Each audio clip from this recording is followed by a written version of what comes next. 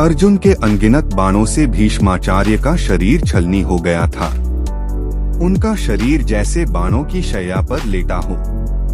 पूरा शरीर बाणों से छलनी हो जाने के पश्चात भी इच्छा मरण का वर प्राप्त होने के कारण वह जीवित थे। सूर्यास्त के बाद युद्ध समाप्ति का शंखनाद होने पर सभी कौरव पांडव भीष्माचार्य जिस स्थान पर घायल पड़े थे वहां पर जमा हो गए। उन्होंने अर्जुन को कहा कि उनका सर हवा में झूल रहा है, इसलिए उनको कष्ट हो रहा है। अर्जुन ने एक बाण चलाकर उनके सर को सहारा दिया। तत्पश्चात जीवन के अंत समय का ज्ञान वह सभी को न्याय न्याय, पाप पुण्य, नीति अनीति का उपदेश देने लगे। सभी बड़े दुखी मन से उनका एक एक शब्द सुन रहे थे, परंतु द्रौपदी उपहास से हंस रही थी। भीष्माचार्य की नजरों से यह बात छुपी नहीं।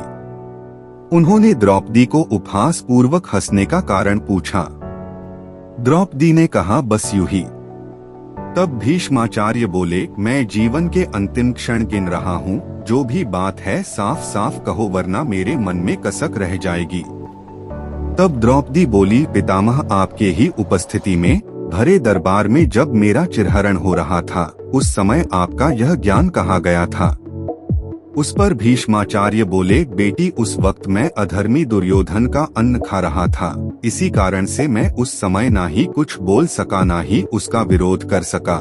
लेकिन अब अर्जुन के बाणों से मेरे शरीर का वह दूषित रक्त बह चुका है और इस कारण से मुझे अब यह बोलने का अधिकार प्राप्त हुआ है।